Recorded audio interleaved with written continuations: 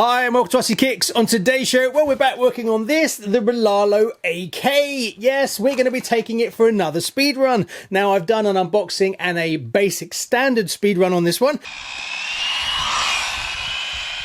But in this episode, we're going to mod it a little bit, stage 1 if you will, and then we're going to take it for a bit of a spin and see if we can set a new speed record for this car. So if you'd like to know more, stay tuned, hit it Charlie.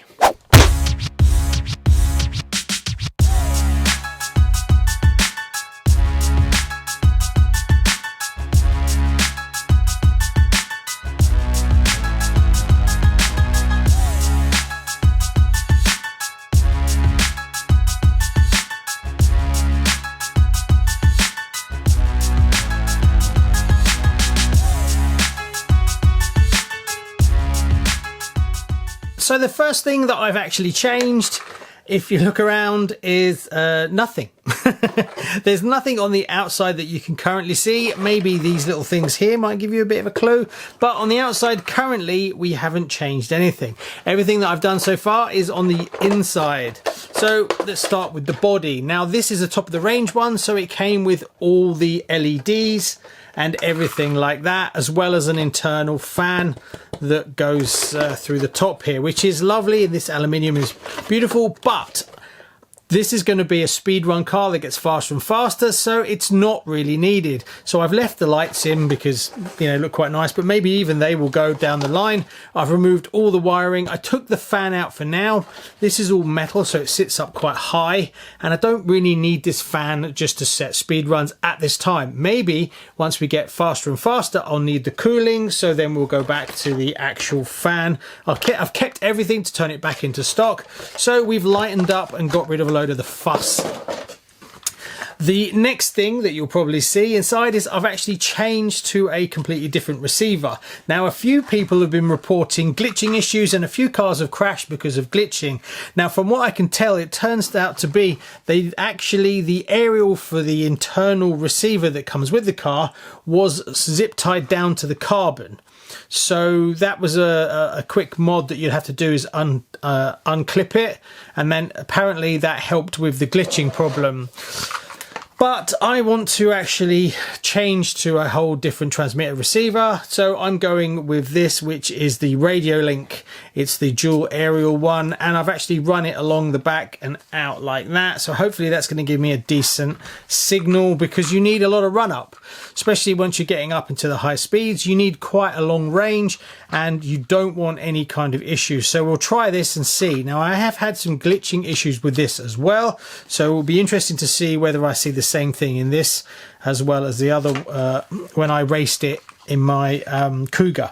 Now, one aspect that I was a bit shocked to see was when I dug into the front shocks. They seemed a bit bouncy versus the rear, and that's because they had hardly any oil in them. There was massive air gaps, so obviously we dialed that out. Obviously that's an improvement, but being it's a speed car, really I would not like to have seen that, because that's definitely going to help you crash, especially if you're taking it out of the box and you've got no experience. That bouncy front end is not a good sign. It's an easy fix, doesn't really cost anything, but it's something that should have been really picked up. Another thing that I did was the ground clearance was really high, so you can, inside each arm, you can actually set the ride height. So I've made it much lower. Now obviously the faster you go, the lower you want, until you're kind of not as long as you're not scraping on the ground. That's what I want. So I've set the stance much better and it feels much more planted. It was really boingy and really high, especially at the front. I've restuck down the ESC. This was all loose, so I've attached that properly. So we've done that. The servo is still the same and the gearing is still the same and everything. The only other thing that I've actually done is now I've removed all the battery tray parts and put the straps in so that we can run this on 4S. There is two pads that sit in here, but they're really thick, so it pushes the battery up really high. So I got rid of those. That's why it kind of looks like this. I need to try and get rid of it a bit more.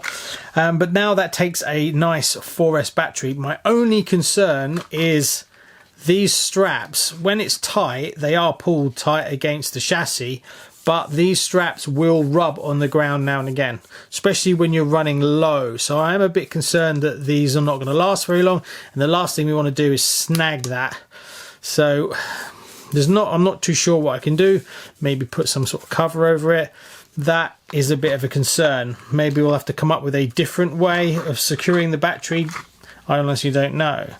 Another thing I've done is remove all the lights. All the lights have gone, all the wiring is gone. It's just not needed in a car that you're trying to go faster and faster with. So it had brake lights and it had exhaust popping lights. I've actually taken all the wiring out and it's much cleaner. So I really like that. I can understand why they did it because it looks cool. But again, if you're trying to make this car go faster and faster, you just don't need this kind of stuff. And that's what concerns me a bit about these lovely wheels. I love these rims and I really like what they did with the brake caliper and the brake disc. It looks brilliant. But is it relevant on a speed car? At some point I'm going to change to foams, so maybe they need to do a ultimate version that is more just for speed running, which I guess would probably be the roller version. But again, it still comes with things like the lights and the wheels and stuff. Now, I really like these. I think they did a fantastic job, so I may end up putting them on something else. But unfortunately, it means I would end up losing the whole caliper, which I really like. I think more manufacturers should do this on a lot more RCs. I think that pretty much covers everything. So what we've got to do now is take it out, give it a blast, and see what speed we can set on 4S.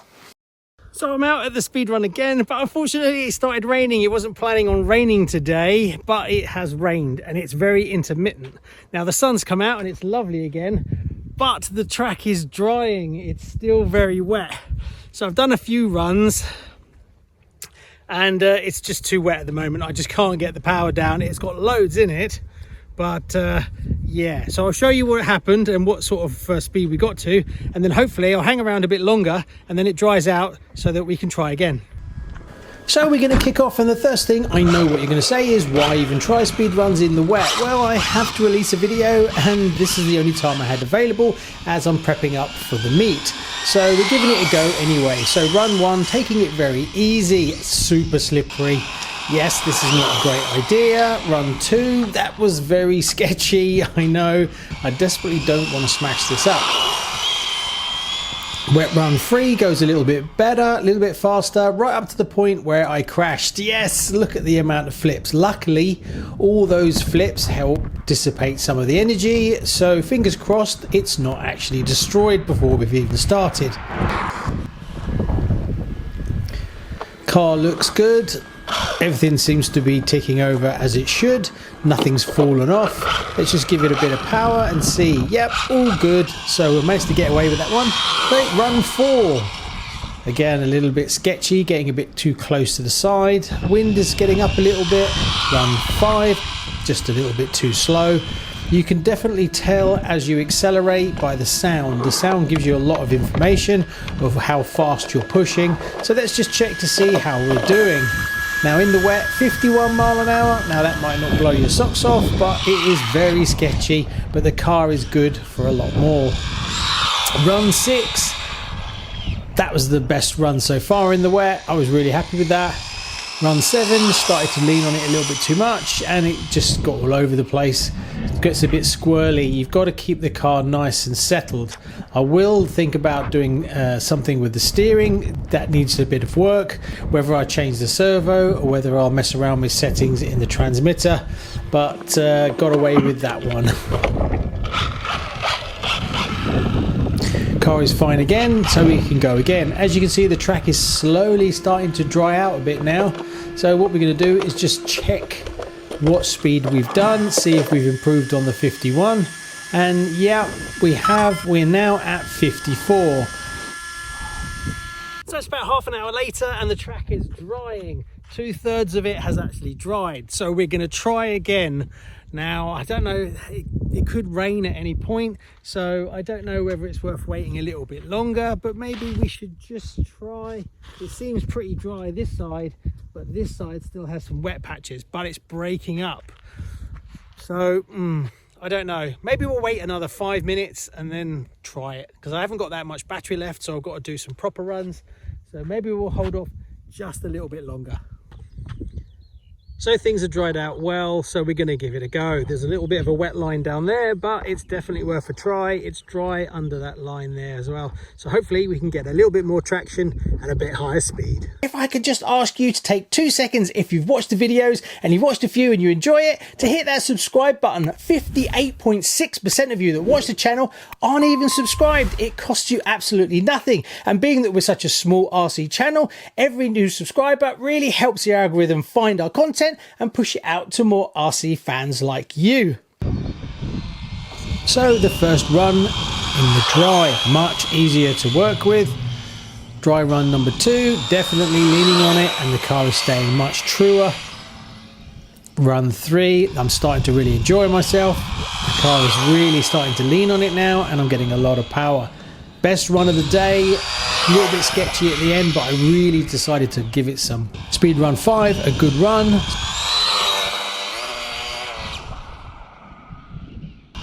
And then I did one more for luck, run 6, and then I was going to call it a day. I didn't think I could get more out of it in the configuration it is now without some improvements in some of the settings. So let's see if we improved. Drum roll please, and the results are in.